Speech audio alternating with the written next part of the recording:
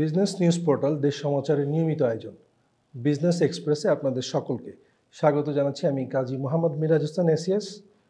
প্রিয় দর্শক, এই অনুষ্ঠানে আমরা শেয়ার বাজারের তালিকাভুক্ত বিভিন্ন কোম্পানি সম্পর্কে আলোচনা করি এবং কোম্পানির দায়িত্বশীল পদে যারা কাজ করেন তাদের সম্পর্কে আলোচনা করে থাকি। আমাদের অনুষ্ঠানের আজকের অতিথি আইটি কনসালটেন্ট লিমিটেডের কোম্পানি সেক্রেটারি ও হেড অফ এইচআর জনাব অনিন্দ সরকার এফসিএস। জনাব অনিন্দ, আপনাকে অসংখ্য ধন্যবাদ আমাদের অনুষ্ঠানে আসার জন্য। আমাদের স্টুডিওতে আপনাকে স্বাগত জানাচ্ছি। হ্যাঁ, আপনাকে ধন্যবাদ। আমরা আজকে শুরুতেই আপনার কোম্পানি সম্পর্কে জানতে চাইব।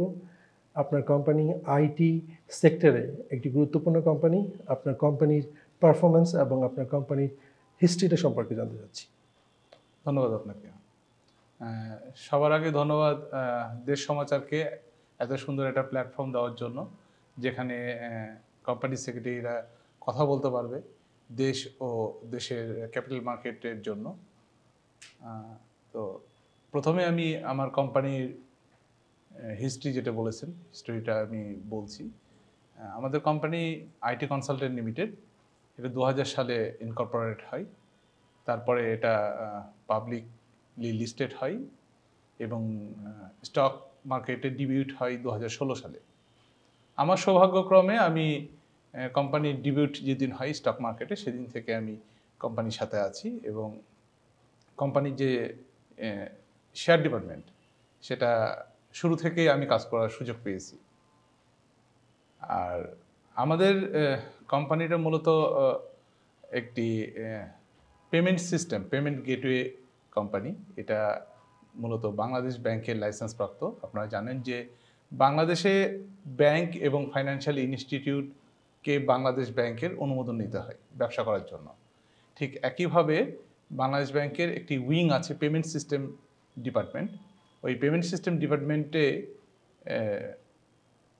3টা বডি আছে, যেমন এমএফএস, পিএসপি এবং পিএসও।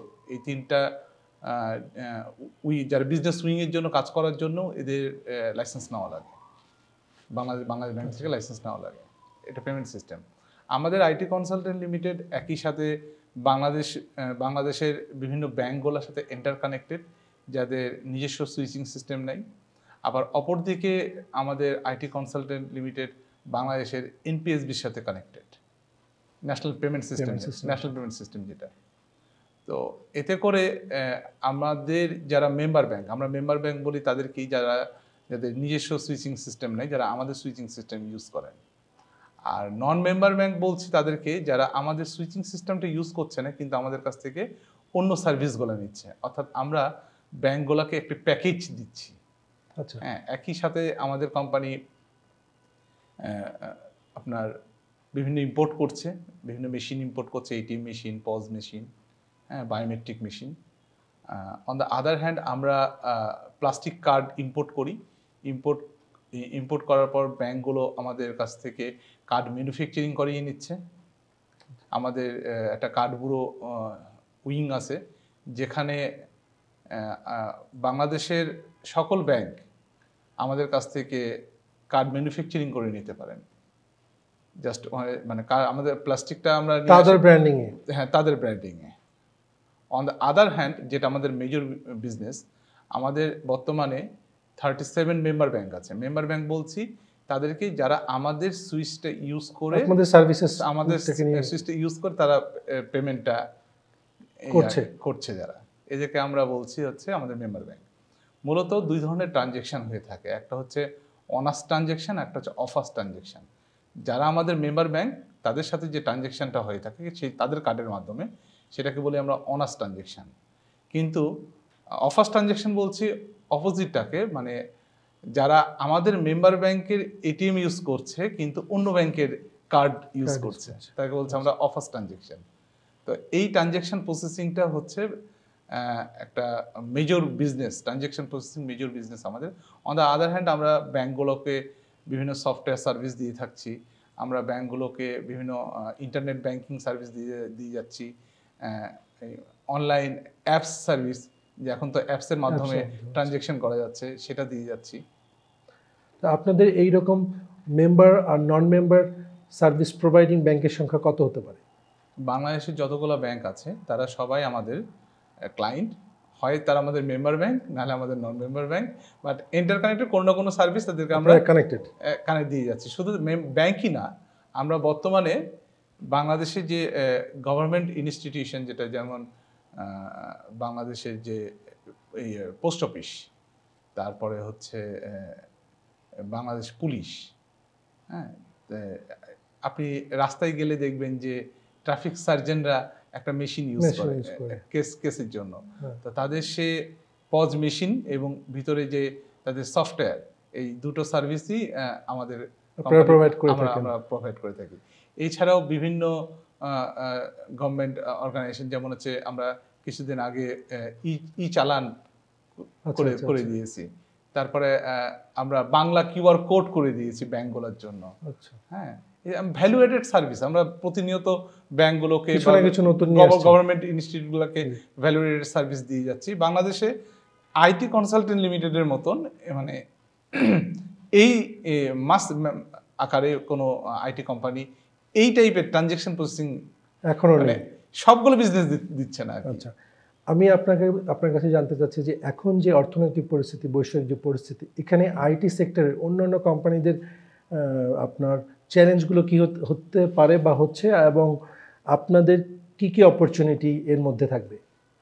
হ্যাঁ, দেখেন যে বর্তমান যে বৈশ্বিক যে একটা পরিস্থিতি যাচ্ছে, মন্দা পরিস্থিতি যাচ্ছে, ইভেন করোনা পরবর্তী যে আমাদের যে চ্যালেঞ্জগুলো নিতে হয়েছে, এবং বর্তমানে যে রাশিয়া ইউক্রেন ওয়ার, তো এইটার মধ্যে আসলে সবাই পড়ে গেছে। হ্যাঁ, তো এখান থেকে আইটি সেক্টর বলেন বা আইটি সেক্টরের বাইরে যারা ম্যানুফ্যাকচারিং ইন্ডাস্ট্রি বা ট্রেডিং ইন্ডাস্ট্রি, মানে সবাই এন্টার কানেক্টেড। হ্যাঁ, আমরা যেমন ব্যাংকের সাথে কানেক্টেড বা গভর্নমেন্টের সাথে কানেক্টেড, গভর্নমেন্ট তার অন্যান্য বডিগুলোর সাথে কানেক্টেড, ব্যাংক তার অন্যান্য ক্লায়েন্টদের সাথে কানেক্টেড, সবাই কিন্তু এন্টার কানেক্টেড। আমরা বিজনেসটা চলে কিন্তু এন্টার কানেকশনের মাধ্যমে। সুতরাং কোনো ব্যাড ইফেক্ট যদি পড়ে, তাহলে এটা কিন্তু হোল ইন্ডাস্ট্রির উপরেই পড়ে।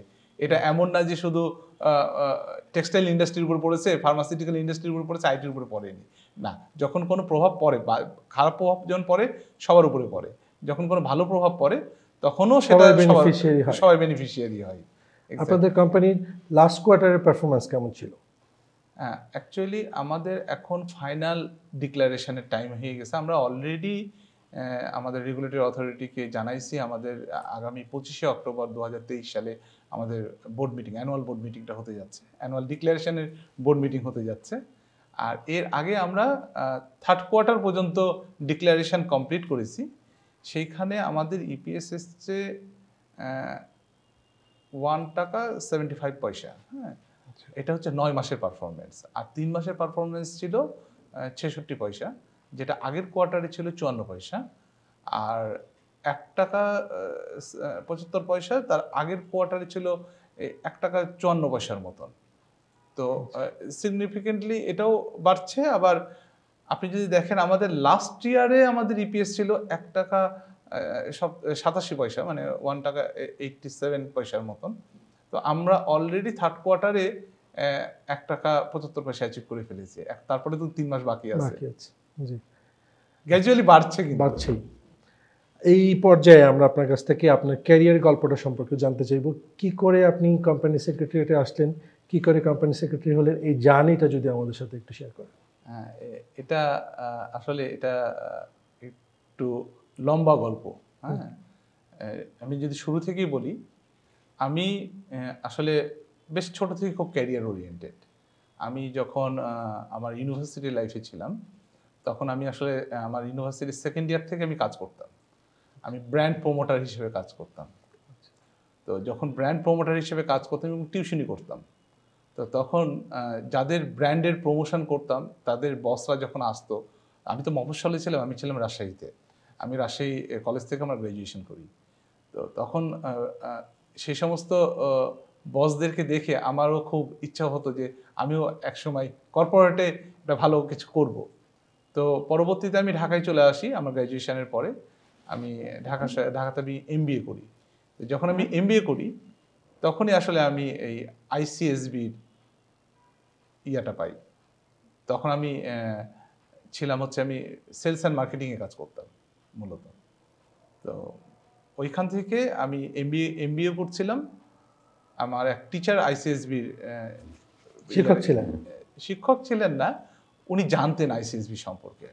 তো আমার ইন্টারেস্ট দেখে উনি আমাকে বললেন যে তুমি মার্কেটিং এর থেকে ক্যারিয়ার সুইচ করতে চাও, তুমি আইসিএসবিতে ক্যারিয়ার করো, এমবিএ এর পাশাপাশি এটা তোমার জন্য ভালো হবে। তারপরে আমি 2009 সালের জুন মাসে আইসিএসবিতে অ্যাডমিশন নেই। আমি যথারীতি কন্টিনিউ করি এবং চাকরিটা পাশাপাশি করে যাই। তো একটা পর্যায়ে আমি যখন আমাদের সময় বলতো ইন্টারমিডিয়েট আর গ্রুপ লেভেল বলতো, তো ইন্টারমিডিয়েট লেভেলটা যখন আমি শেষ করি তখন আমি একটা অপরচুনিটি পাই। এটা একটা গোল্ডেন অপরচুনিটি, এটা আমার লাইফে আসে। আমি স্কয়ার গ্রুপে খন্দকার হাবিবুজ্জামান স্যারের সাথে কাজ করার সুযোগ পাই। এটা আমার লাইফের একটা হিউজ টার্নিং। তো ওইখানে কাজ করতে করতে আমি আমার চার্টার সেক্রেটারি কমপ্লিট করি। আমি যথারীতি ওখানে প্রমোশনও পাই। হ্যাঁ, কিন্তু পরবর্তীতে যখন মানে এত টার্নিংটা খুবই এত স্মুথ ছিল, আমি পাস করে ইন্টার্নশিপ রিপোর্ট জমা দেওয়ার আগেই আমি কোম্পানি সেক্রেটারি হয়ে গেছি। আমি কোম্পানি সেক্রেটারি অফার পেয়েছিলাম বাংলাদেশ ফাইন্যান্স থেকে, যেটা আমরা ওই সময় বলতাম BD finance, listed non banking financial institute. আচ্ছা, একজন কোম্পানি সেক্রেটারি হওয়ার জন্য কি কি যোগ্যতা প্রয়োজন এবং যারা হতে চায় তাদের আপনার কি পরামর্শ দিবেন? Thank you. কোম্পানি সেক্রেটারি আসলে শুধু কোম্পানি সেক্রেটারি নয়, আপনার যে কোনো ট্র্যাকেই কেউ যদি ক্যারিয়ার গড়তে চায় তাহলে সেটার উপরে প্যাশন থাকতে হবে, সেই প্রফেশনটাকে ভালোবাসতে হবে, কাজ শিখতে হবে। আমি যেমন ছিলাম মার্কেটিংয়ে, আমি চলে এসেছি কোম্পানি অ্যাফেয়ার্সে, কোম্পানি সেক্রেটারিয়েটে, কারণ আমি এই প্রফেশনটাকে পছন্দ করেছি, ভালোবেসেছি এবং আমি এটাকে আমার সব কিছু মনে করেছি, এটাকেই লালন করেছি আর কি, এক কথায় শুদ্ধ বাংলায় বলতে গেলে।